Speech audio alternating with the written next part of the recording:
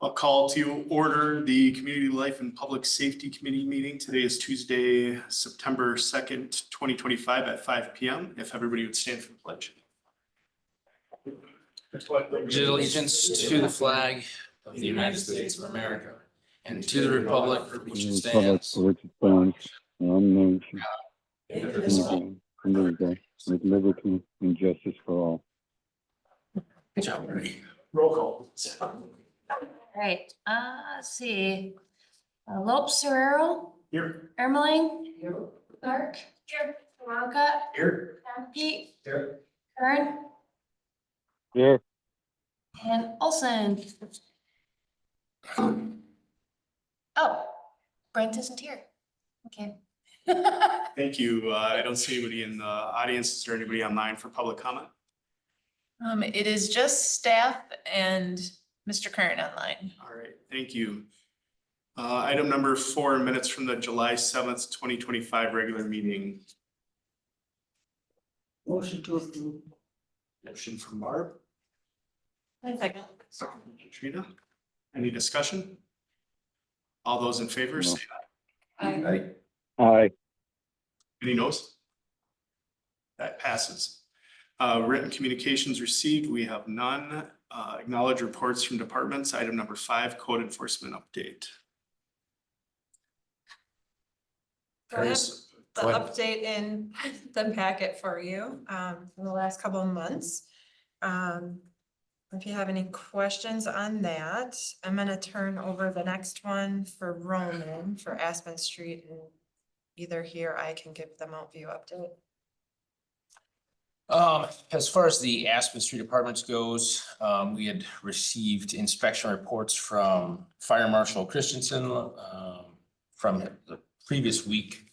So they had recently done a round of inspections in there. And unfortunately, some of the fire alarm systems are not working again. So we are gonna have to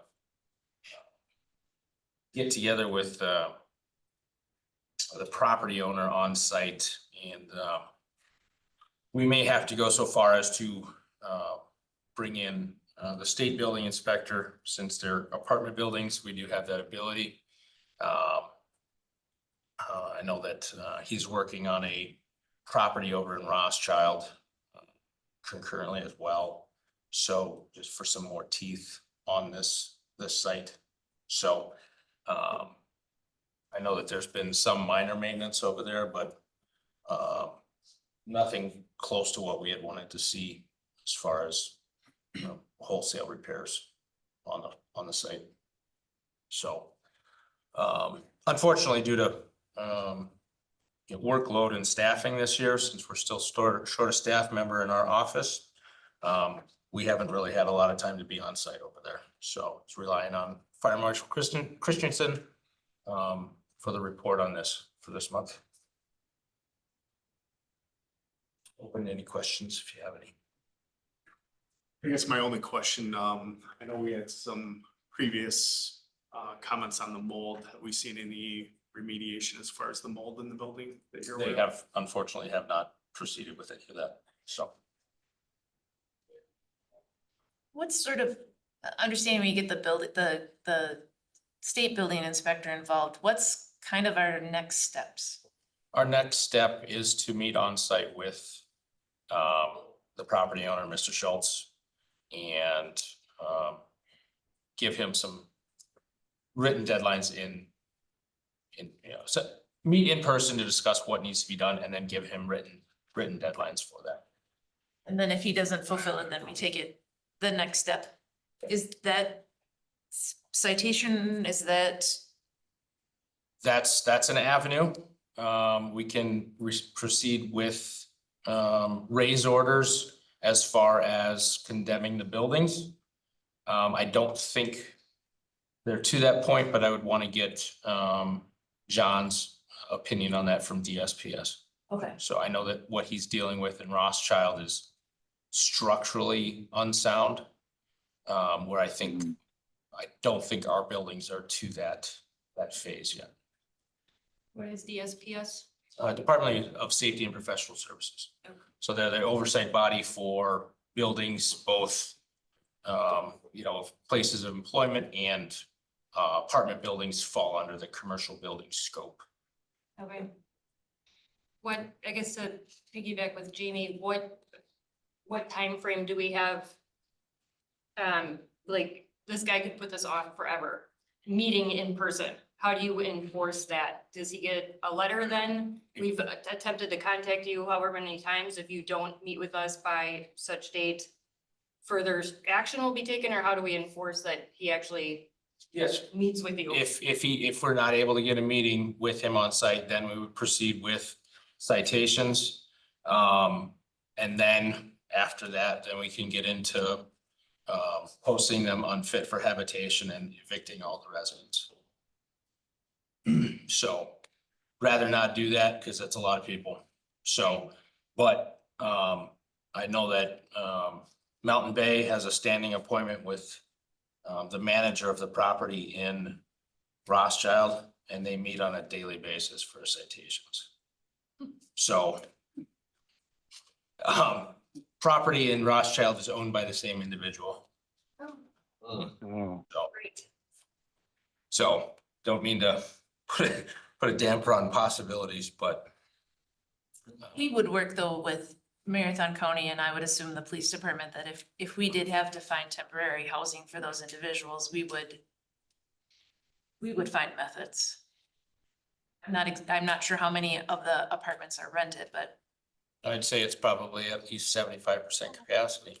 okay. How many apartments are there? Eight In each in each building? building, and there's 6 buildings. So, whoa. Sorry, go ahead, Mark. I was just saying that's a lot of people. it is. Do we have any lawful means to prevent them from renting out any further until these issues get remedied? So we're not taking in more people.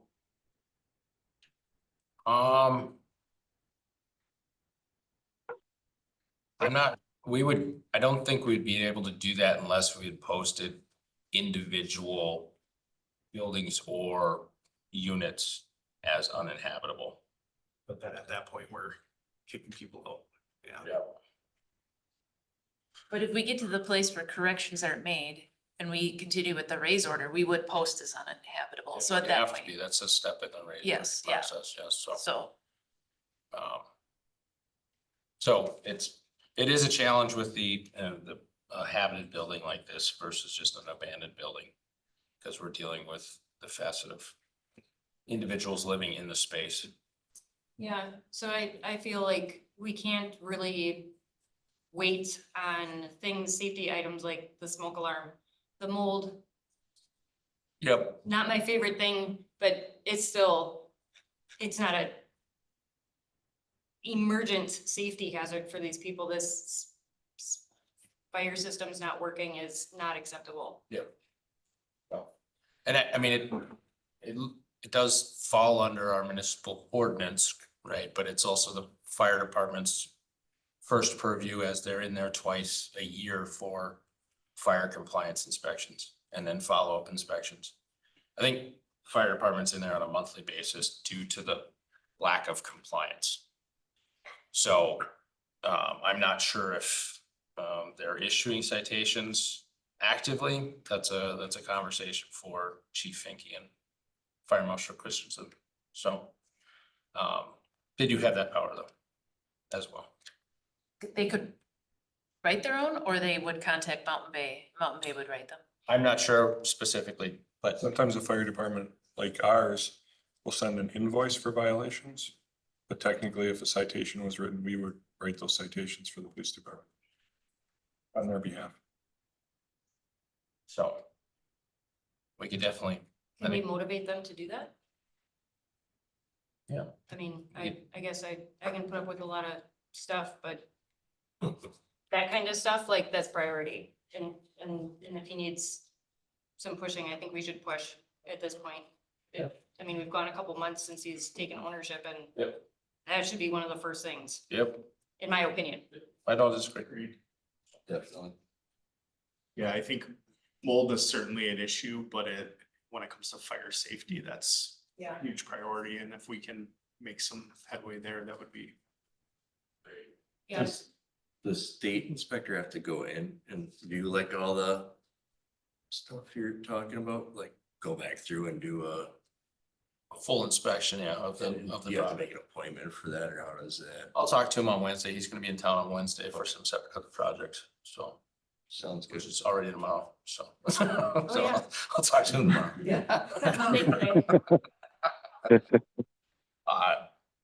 Jeremy, do you have any qualms about having officers? Nope, they've been working with Jen, and so whatever the direction is we're good with it. Okay. So I'll talk to, Like, it's not changing a whole lot on our end. It's taken a long time, so sooner the better. so I'll speak with Fire Marshal tomorrow. And then we'll get some progress. We could just copy an officer, Zwicky and Lovelace, and say it was discussed at the meeting and we'd like to move a little bit quicker on getting fire suppression system fixed. Yeah. You know, they're busy with going back to school this week, so. Yeah. We're good. I'll make time for it. Any further discussion on Aspen Street? Do we have a update on Mount View Ave? We do, I know Jennifer was in email communication with the county. It does sound like they had to delay taking the property due to unable to contact the listed owner of record. She's deceased. So they had to go through the posting process on that one, so it was supposed to be done the 23rd of August. It's gonna take a few more weeks. So the village is mowing the property. I think we've done it 3 times now. Because we can't, prior to that, we would send our contracted mower there, and then have those charges put onto the tax roll, but that's just gonna go kind of be there for the county, so the Parks Department has been helping out, so we've kind of spread it out a little bit. So we're kind of maintaining it there, and we're hoping that within the next month or 2 that they'll take ownership of it, and then we can start the next steps. When Roman had talked to the executor of the property, the family didn't want anything to do with it anymore, so they had just kind of walked away. It would have been, I think, better if they would have maybe contacted us. They should have put it up for sale. There was a Probably. large medical lien on the Yeah. property, and so, but they essentially, they would have given it away 7 years ago. And no one ever reached out to us, otherwise we would have been able to, you know, assist with it not being such a flood site, but yeah, they've been waiting for somebody to take it, really, is what she said to me on the phone. So really, it's in the hands of the county for now until. Yeah, The they legal know stuff that is- we want to most likely get it down. Roman wants to be able to go in and check it to see if it actually is structurally sound and somebody could do something with it. There is a possibility, per the executor of the estate, they had extensive roof repairs done several years ago. So it is. Now, we also were dealing with a squatter a couple months ago that was in there as well. He was attempting to make repairs and claimed that he had won it on sheriff's auction. So Mountain Bay assisted with shooing him out of there, and but the last time I was on site, the doors were not secured, so I did poke my head inside. Didn't go through the entire premises, but some effort had been made to clean up the interior of it. So it's possible that it may be structurally sound. So we need to determine that before we raise it. But the county obviously doesn't want to hang on to it in perpetuity, so they're gonna want to either get it back on the market at sheriff's sale or have the building raised. So And what was the problem of getting hold of the owner? I guess I'm kind of. They have to send it certified to them, and basically, it's kind of the same problem I'm having on the Holly Street ones. If they don't pick it up, or if it's not the correct person, they don't sign for it. And so then the county had to actually, they have to go through a different process that's longer. It has to go into the paper and you get, I think, 30 days or something, or 90 days. Public. Cause post. I thought the public daughter or posting. something had said she was glad to get rid of it or something. It was, but it's like, it was So the the- caretaker or something, the- wasn't it? It's her, it's the granddaughter Granddaughter. of Edith Babcock. The property was never, it never legally changed Deeded, hands. right. So it's in the name, the Edith Babcock is deceased. And so is Nana Sessions. So no one that was on the tax roll on the title was able to sign for the certified letter. Okay, So now, so then would it be the executor then that is gonna handle this? or well, what? they posted, the county posted in the newspaper as just legally to get the information out there, so it just takes longer, so then they'll still end up taking it, Okay, so. I was just kind of wondering, because I remember you saying something about they were happy to get rid of it, and then I thought, well, then why isn't anybody Right. signing? for it? Right. Yeah, no, she just, unfortunately, they just never, it never transferred hands after the death of Oh, they Edith. never did a. Is it Claude's almost? Was that? Is it Claude's? Claude's house, yeah. Yep. Yeah, so it was kind of a really interesting story, but yeah, listen to the whole life story of the house. It's the oldest house in the entire neighborhood over there. So, Yeah. yeah, Claude built it by hand for like $2,000. Back in 19, Well, I know 52 that or was when the whatever. flat roofs were Yeah. the phrase. Yeah. Yeah, I So, always thought flat roof in Wisconsin. yeah, right. Got no discussion on that. I'd look for a motion to acknowledge. I would make a motion to acknowledge the report as presented, direct staff to place and report on file. Motion from Barb. Do I have a second? I second. Any other discussion? All those in favor say aye. Aye. Any opposed? Aye. I'll assume that was an aye for yes. All right, that motion passes. Unfinished business, item number 6, discussion and/or action on proposed amendments to chapter 50 nuisances. So I apologize, brief RFC in the packet, but I did not get a chance to work on the next section in-depthly. So I didn't feel comfortable putting anything in the packet for this month, but next time we will have more. So we don't need any action on that. No action. All right. New business, item number 7, discussion and/or action on neighbor request for please slow down for children playing signage on Flambeau Street and Amanda Drive. I think I saw somebody pop up on. Yep. So, the individual the email was in the packet, Mary Jody, is online with us tonight, joining us, so welcome. I do have an RFC in the packet that just outlines the request and the email. We also had Mountain Bay, up in the area to just take some analysis of what was going on there. And I do have several questions within the RFC because in doing some further research about children at play signs, the manual on uniform traffic control devices doesn't recognize children at play signs and they don't recommend them. I did include that study within the packet. So I just think we have to just work through some questions. I know Public Works and Utility just actually had a request from one of the businesses. It was the hospital about signage and we had to follow the code and put up the signage that related to the code for the hospital. Because a lot of people said, I don't know that the star that they feature on that sign reflects that, and how would we know that's the hospital? And that's sort of the parameters we have to be if we're in the public right of way. So I think we sort of have to work through that question tonight, and then should we consider a policy? I do have a draft policy from Two Rivers that was recently approved within the packet that Isaac on staff had found.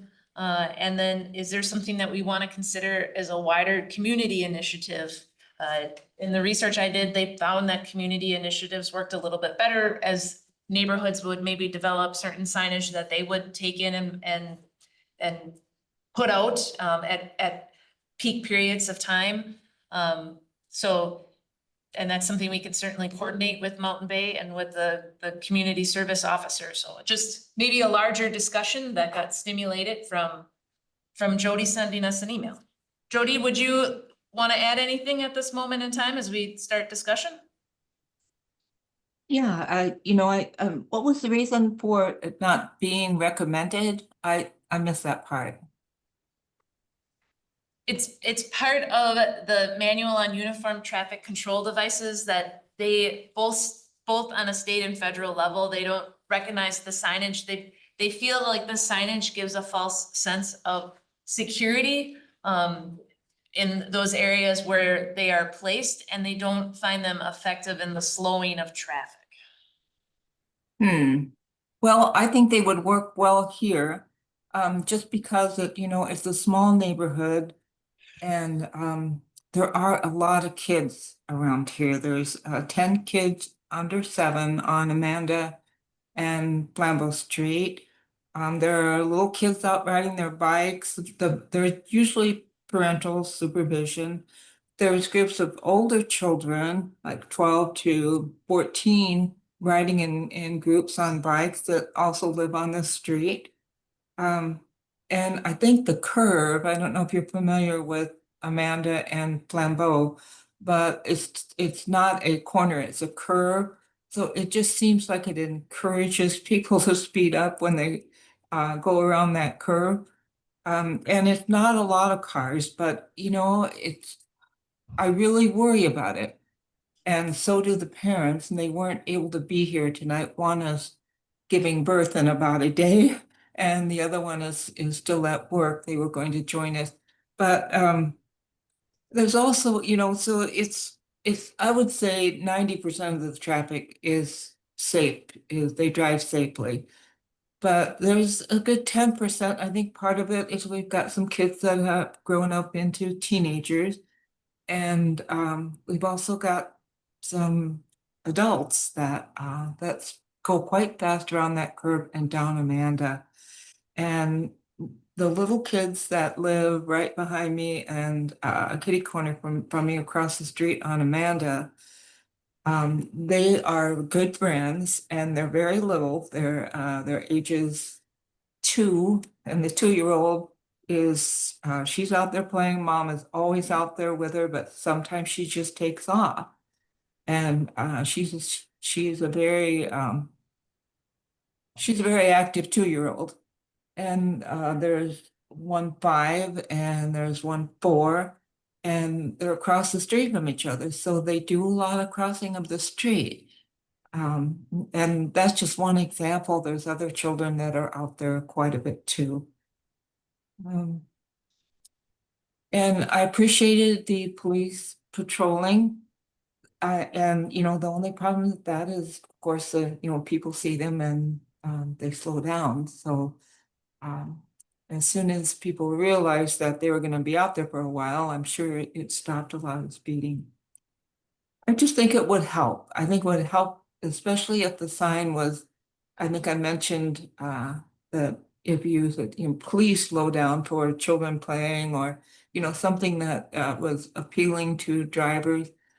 I think it would make a difference. Chief, are the officers in mark squads? I can't answer that. I would assume so, but I don't have the answer for that. Sometimes Oh. I'll pick up truck up. They were in marked squads.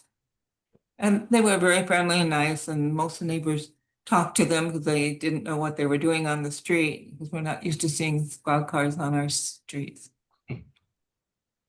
I clearly, when they're marked, they're easy to identify, but they have another pickup truck, and they've done some. Camp Phillips is another road where they've utilized that in order to, they may have been there and you may not have known that they were there. Okay. Jody, anything else before we discuss? No, that's all. All right. Thank you very much for bringing this to our attention and letting us know. And at the very least, it helps kind of bring some attention to the police department so they're aware of a concern from the residents and can kind of give some extra patrol there, but thank you for your input. You're welcome. I have two Yeah, go questions ahead. for Jody, if I can. Jody, I am wondering if you notice a certain time of day that this occurs more often? Well, I'm not home all the time. I do work, but I do notice it like early in the morning. I think maybe people going to work. And then on weekends more. And when people, not so much, well, I don't know. I really don't know if it's I know those 2 times, but I'm not sure if what it's like around the coming home time. Usually people aren't as big a hurry when they're coming home. Okay, my second question for you is, does anybody have those, I don't even know what they're called, the mannequin signs? They're bright yellow little guys that hold flags out that I have seen in some other neighborhoods, like at their end of their driveway. Does anybody have one of those out that you've noticed? No, they don't. I'm not sure how effective those are because they don't seem to have the authority as a regular street sign would have. Sure.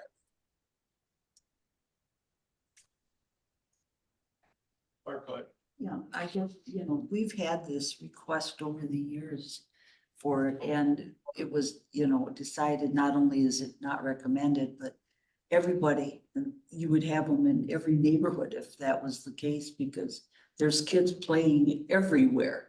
So that was one of the reasons we did issue it.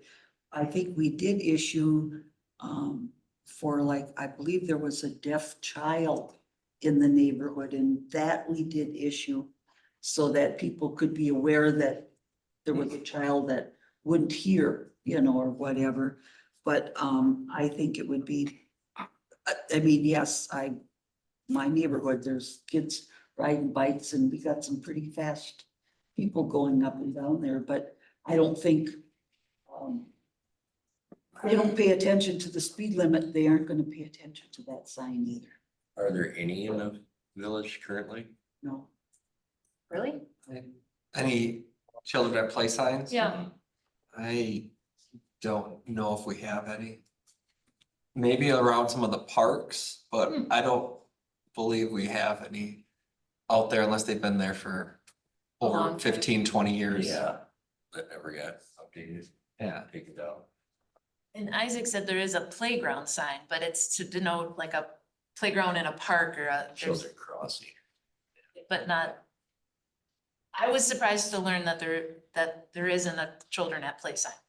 Yeah. I feel like at some point in my travels, I have Yeah. seen one, Right. but I mean, the theory behind that is realistically, you're not supposed to be playing in the road, right? Like you use the road as a means of transportation to or from. So if kids are biking or walking in the street, that's what they're doing. And I guess one of the things we've always talked about on this too in the past is, Flambeau and Amanda, I mean, unless you live on those streets, you really have no purpose driving on them. So, I mean, a lot of times we've sent, generally it's been a letter that gets sent out to the neighborhood saying, reminder, this is a residential street, kind of educating the neighborhood, because I mean, I guess maybe somebody could be trying to use it as a cut through between Isaiah and Caleb. But for the most part, I would only see people driving on there if they live there. And, a lot of times people even be like, oh yeah, it's the neighbor who lives 3 doors down. Well, okay, well, sometimes we need to just talk to that neighbor that lives 3 doors down, or that 16-year-old who just got his license and likes to rev the engine coming around the corner. So usually targeting that towards, a little mailer for the neighborhood does help kind of hit a reminder of, oh, we need to watch out and be careful. Yeah, and the drivers are ones that live on the street. Yeah. Yeah, so we'll continue to discuss this, but I would say for sure, Jody, if you notice that it's a specific resident or neighbor or something that you can kind of point out My computer just, anyway, sharing that information with, Metro PD so that they can have conversations with those residents too. But we can continue to discuss. Okay, and I would do that, but could it be anonymous? Oh, absolutely. Yep. Okay. Yep. Okay, I will do that then. I don't want to speak for you, chief, but. Yeah, you just have to be a little cautious with anonymous because we don't know where it's coming from. It's not anonymous anymore, so. Yeah. Got to be very cautious on that. So if it's brought to our attention here as a group, I guess that's just one of those things, but we would address it, but anonymous means that nobody knows who you are or can find you. Yeah, you can always call the non-emergency number and say, I want to remain anonymous and give some information. Just understand, that limits the officer's ability to take enforcement action, but it may be able to help a conversation happen. Okay. Thank you. Thank you, Jody. I guess any other discussion? I don't dislike the idea of door hangers. I understand it's maybe not a great comparison, but we do door hangers for utility, and I could work with Adam and maybe we do a door hanger just to say, it's been identified that there are children in the neighborhood and we appreciate if you slow down. And either neighbors could come and pick them up and they could put them in the neighborhood, or if there was a request, we could have, we could go out and do a section of road if it was a request. Could work with the officers and hang the door hangers. I think we could get those printed and have them here. That sounds good. I wouldn't want to be the person putting the hangers on the doors. I'm a pro at that. I Oh, actually like yeah. that job, so. What about the traffic, the big traffic thing that tells you how fast you're going? Speed. Radar reader boards? Yeah, does that, I don't know how we decide where it is at any given time. If it costs us money to put it out, I don't know, but could that be something that could be set out there also? Yep. We For take now, requests that's- on radar reader boards and we move it around the village and in the other municipalities and we take it off of requests. And my only point I was gonna make is you can put a signage up, but remember the speed limit is still 25 miles an hour. And if someone darts into traffic, they're still at fault. The car still has the right of way. So I do agree with Michael on his thought process on that. Is just be very cautious because if a sign goes up, you can't really call the police department and say vehicle's going 25. I want them cited because we have a sign up that says there's just not a lot of clout in that for the police department. Traffic enforcement or education is a better way to do that. Unless we want to reduce the speed limit, and then I would recommend 15 miles an hour or 10, but you know how many people are gonna abide by that? So I just gotta be cautious on that.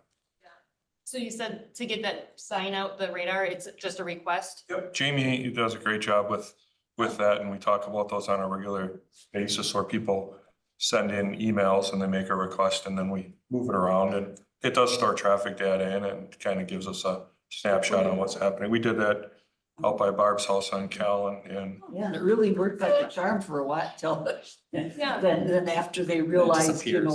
after a while, the novelty of it wore off, I guess. After the sign was gone, but yeah, I couldn't figure out what in the world cause the sign was a little bit farther down from my house.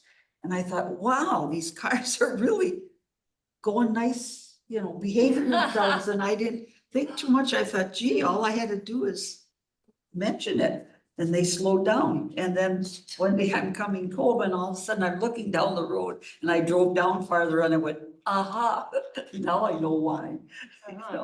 But yeah, they're. I just have they're one other better. comment, and not trying to speak out of turn. But I do agree with those little green people. Do make a difference too, that the flag kind of sticking out, and it does make people think about things a little bit. Okay, and there's no regulations on those as long as they're on your property?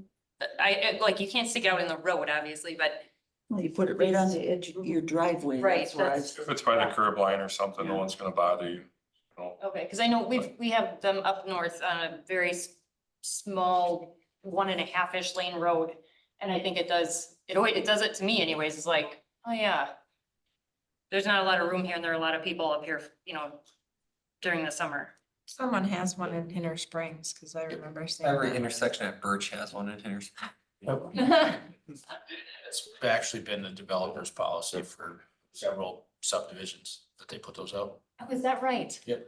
Oh, nice. Okay. And then do they maintain them? Do they? I don't think they pick them up when they get run over by the delivery truck, no. Oh. But someone does, yeah. Do they replace, maybe they take him and then they. All right, any other discussion on this? Yeah, I think it's, as a committee, it's hard to make any official policy decisions on something that's not recommended, legally by the experts. I think there's some things we can do as far as education, enforcement, to try to resolve the issue. It is always difficult when we get the speed complaints and stuff because they always seem to be before school, after school, before work, after work. So it's really hard to be in so many places at once, but if the residents in the neighborhood can certainly call and share specific concerns they have. Otherwise, we just do our best to educate. That's probably the best policy. So Jamie, how do we go ahead and get some door hangers made? Because I think that's actually a great idea and it's something that we could put in one of the newsletters and say, this is available to everybody. That, be a kind neighbor and go pass them around or. I will work with Adam next week to design something.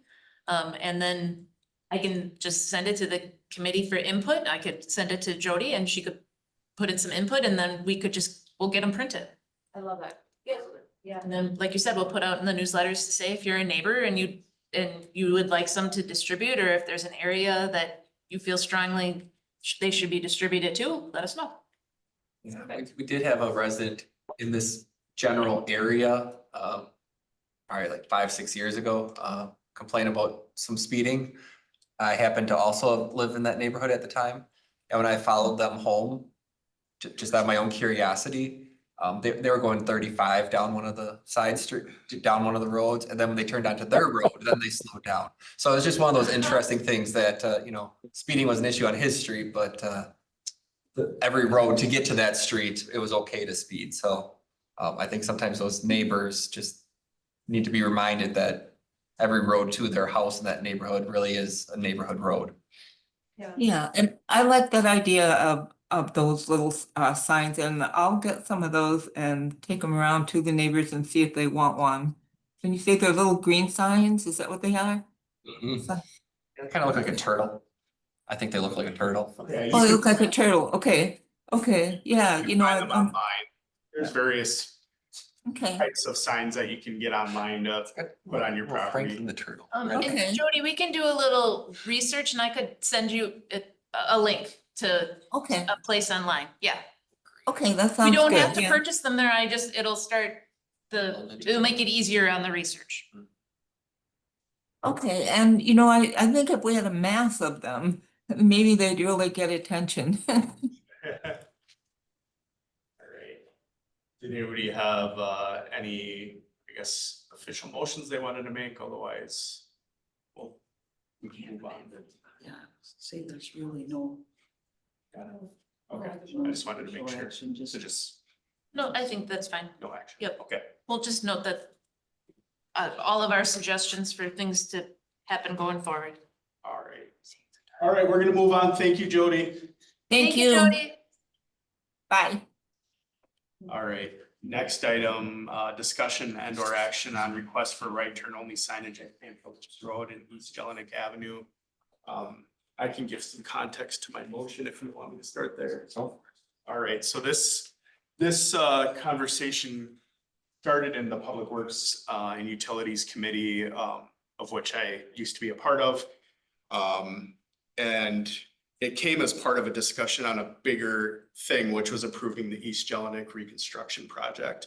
And as we were discussing approving stop signs at Von Kennel, speed limit, if we put rumble strips on the road, all these other things, there was a recommendation about making East Jelinek at Camp Phillips Road right turn in and right turn out only. I was on Zoom and at a training across the state, and that discussion came up and I threw it in my motion and we approved it. Afterward, I kind of started thinking, and for background, I live right off of East Jelinek. So like I started thinking about, okay, well, how does that impact the people that live in this neighborhood? And I realized that it probably wouldn't solve the issue. And that's just from my perspective. I think most of the people in our neighborhood, if you're headed to go south on Camp Phillips, if it's a busy time of day, you travel through the neighborhood to get on a Barbican, buy the Quick Trip, and then you use the traffic lights to turn out. Because you know, you might be waiting at East Jelinek to get out on the road. And when you're turning left onto East Jelinek, if you're coming south, I think it would be very difficult to sign that because it's a 4-lane road and you would have a sign all the way over on the right about that. And if we restricted it at East Jelinek, people are just gonna go up to Douglas and turn left from there. They can't go to Barbican and turn left because you would have to make an illegal U-turn by Quick Trip to get back in on, I don't know, is that Robin? Yeah. So my concern is if we do restrict it, it's probably not gonna change the behaviors.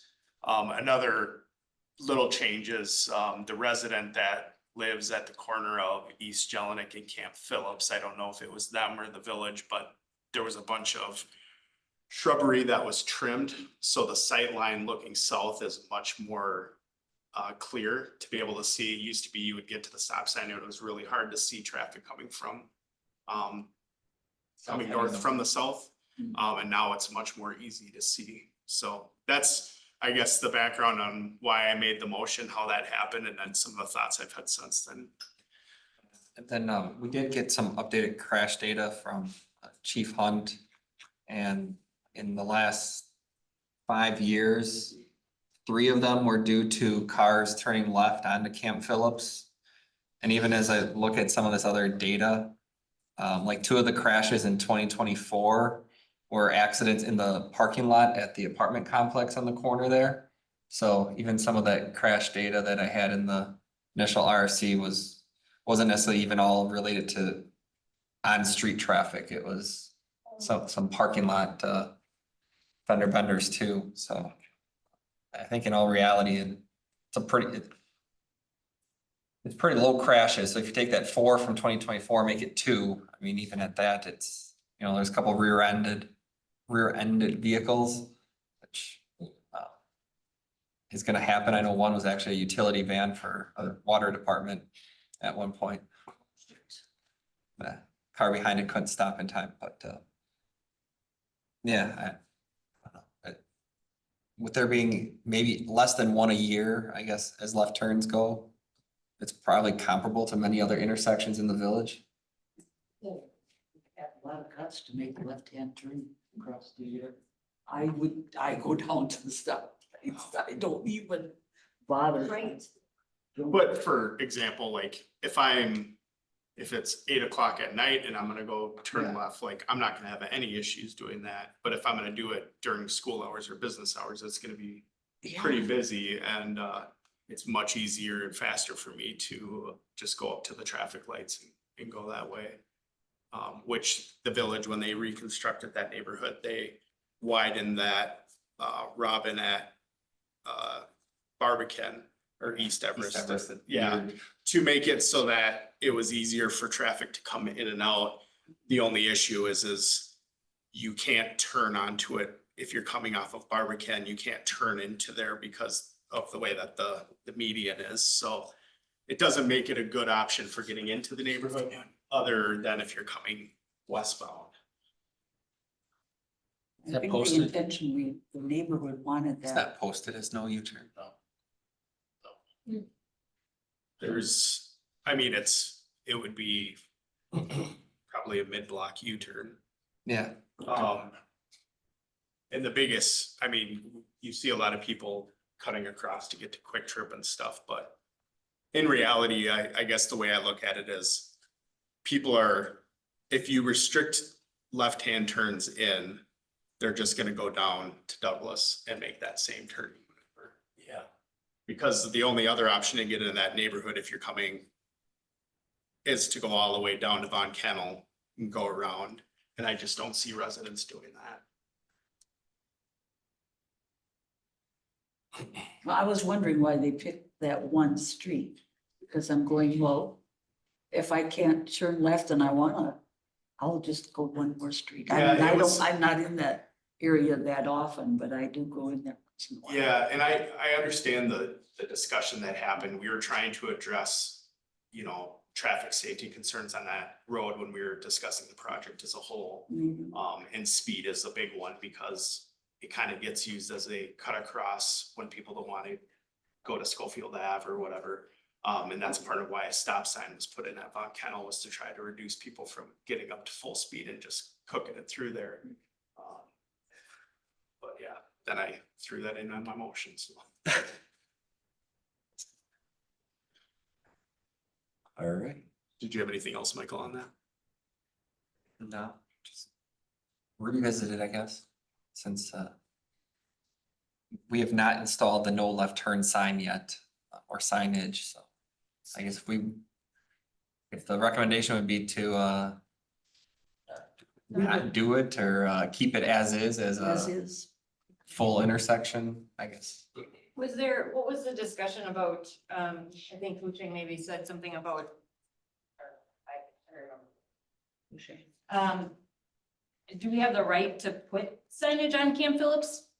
We probably need to have the county, I mean, we can restrict the turning movement on East Jelnik, and I think Right. that was part of the thought process too, was if you don't let people turn left there, then they're less likely to try to, beat the lights on Schofield Ave and cut through this way. But I guess, yeah, to Luis's point, then does somebody race down Kirk Street or Rodney or Randy J there? And now it's not just East Jelnik that we're, now we still have an issue on East Jelnik, and now we have an issue on Kirk and Douglas. Maybe, perhaps we just push that problem somewhere else.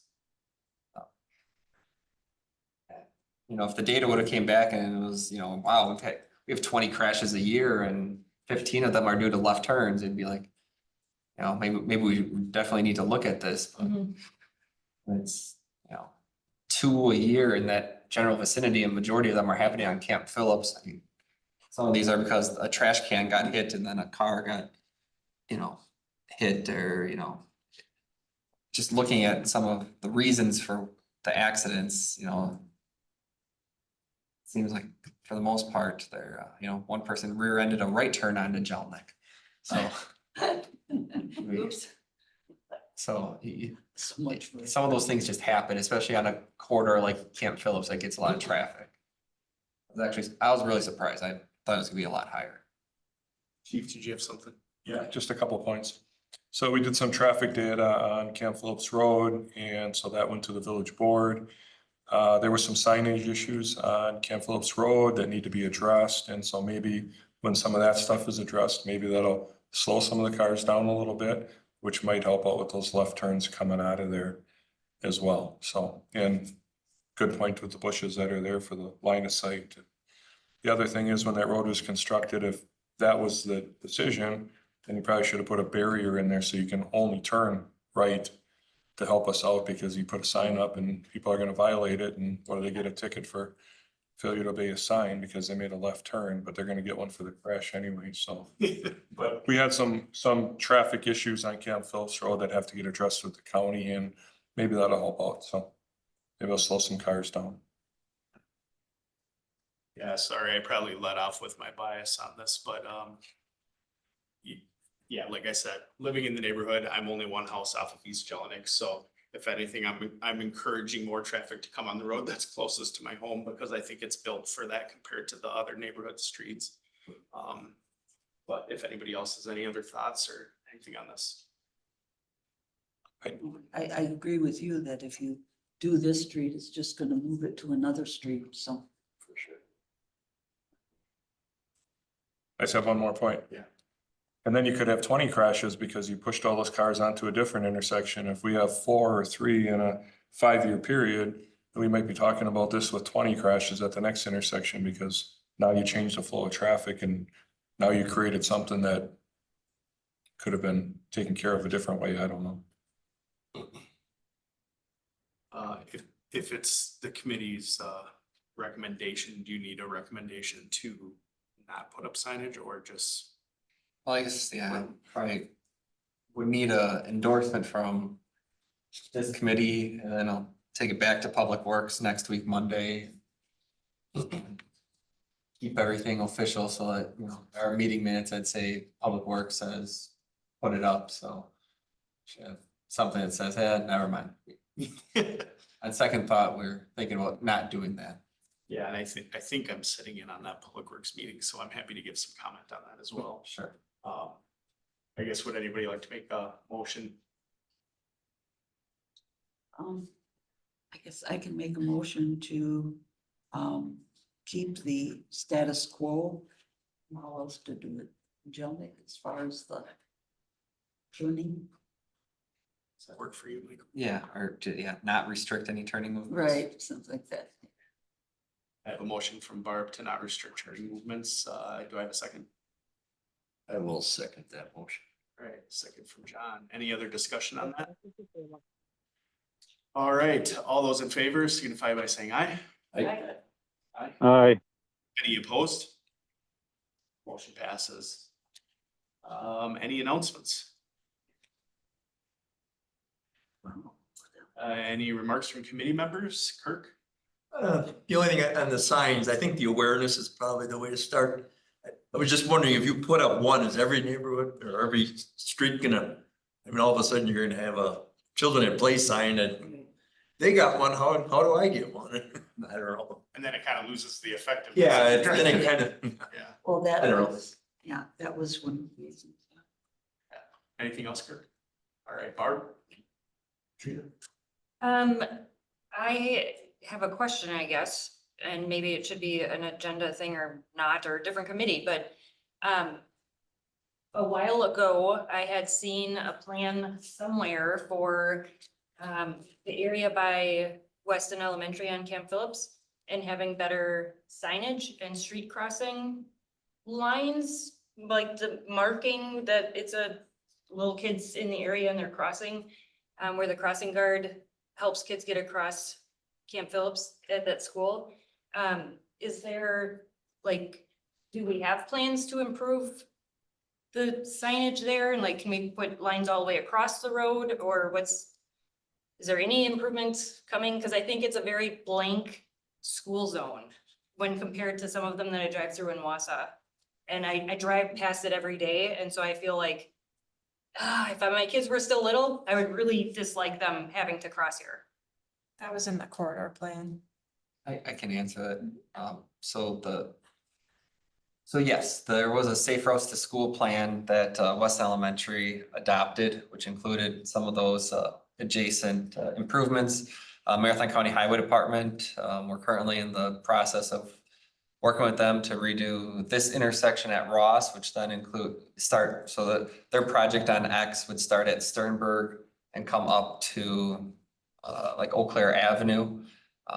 And would be looking at, some improved pedestrian crossings there, maybe like an island bump out, just a few things to help improve that, because the school's biggest thing is essentially parents will say, if we live west of Camp Phillips, our kid's not walking to school.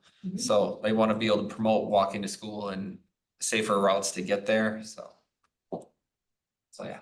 So as part of that, It's part of the county's reconstruction plans. I think that's a 2028 construction project. So is there any way we can improve the lines on the road until then? Like, see what they will do. there's, what is it, Eau Claire Avenue? Yeah, we right edit here? those. Those, and that's great. I mean, that really is a visual, hey, there's a lot of people crossing here. Can we do that across Camp Phillips right at the school? county versus. Yeah, I mean, it's the Weston, county's right Yeah. of way. We'll see what they let us do. We can ask.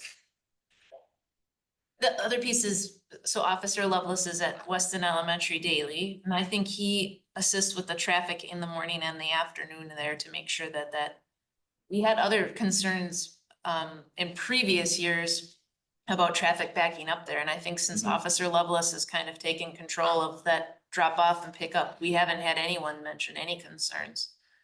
Cause we did used to, we had issues with traffic backing up on Camp Phillips. But Yeah, I would agree that is set up way better than it was when my kids were going to school there. I just really clench my teeth when I have to drive through there and I watch that crossing guard navigate traffic. And I feel like, I mean, they're just, people speed through there anyways. And then, but in the morning during the school, it just makes me cringe. Staff did add the crosswalk or school zone lights, Yes. was that 2 years ago? Yeah. So, I think those have assisted with Definitely. that zone as well. I just like to beef it up a little bit more. yeah, we can ask the county if they would let us paint. Anything else, Katrina? Nope. Okay, John? Nothing this time. All right, Mark, anything from you? Nope, I'm good. All right. Items for the next agenda. We may have 50 coming back to us at some point. Yes, 42 will be back, and then I was kind of wondering if the Clips would like to have a conversation about electronic bikes. We've had a couple people that have emailed in and not, I mean, would just be a starting conversation if we wanted an ordinance or what an ordinance might look like, but electric bikes, Oh, I thought you said electronic. I might have said Lights. electronic. I thought you said electronic. Battery lights. powered, motorized sometimes, but some concerns about just the speed and them being on sidewalks. And I shouldn't say just bikes, some concerns about scooters. Mhm. I've seen scooters on the sidewalks down here. Yes, yes, Definitely. they are, I almost ran into one the other day because he was coming so fast and I was leaving the driveway. And but we have also had some people walking down the path that have made comments about how fast some of those scooters and bikes are going on the path. And if I remember correctly, there's no motorized vehicles allowed on there. Doesn't that technically count as a motorized vehicle? They're considered a bicycle, like a regular bicycle. Or they'd be considered under a play toy. Yeah, it's kind of. So the way that and we can discuss this more, but the way the statutes are written, it's very kind of vague. Vague, because they didn't exist when the statutes were written. But we can discuss it. Okay, you're in Definitely. interest, yeah. I did also put November that we would skip October. We've been going every other month. That seems to be working good. I just throwing it out there if that's still okay. It's fine, maybe. Okay. All right. And then any update, obviously, we can get on those couple nuisance names. Okay. That'll take a motion to adjourn.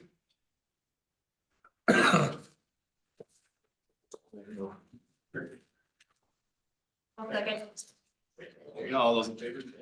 Aye. Aye. Aye. All right, we adjourned at 5:58 PM.